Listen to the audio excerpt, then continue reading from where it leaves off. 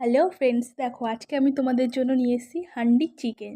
তো চলো শুরু করা যাক। দেখো আমি প্রথমে চিকেনটাকে বেশ ভালো করে ধুয়ে নুন, হলুদ, একটু জিরের গুঁড়ো, একটু ধনের গুঁড়ো আর একটু লঙ্কার গুঁড়ো এবং একটু সর্ষের তেল দিয়ে বেশ ভালো করে এটাকে মাখিয়ে নিয়েছি।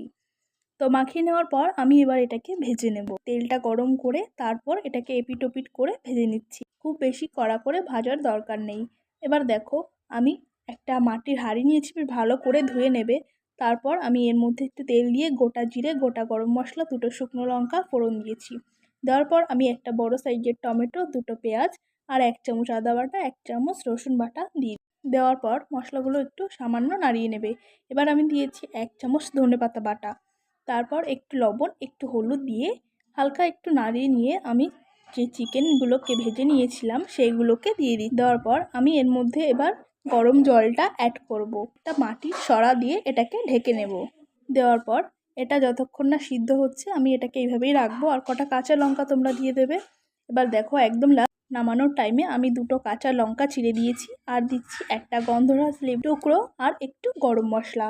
এটা একদম লাস্ট নামানোর আগে দেবে। এর কিন্তু ফ্লেভারটা একটা আলাদা রকম হয়ে যাবে। তো বন্ধুরা অবশ্যই তোমরা বাড়িতে একবার হলেও ট্রাই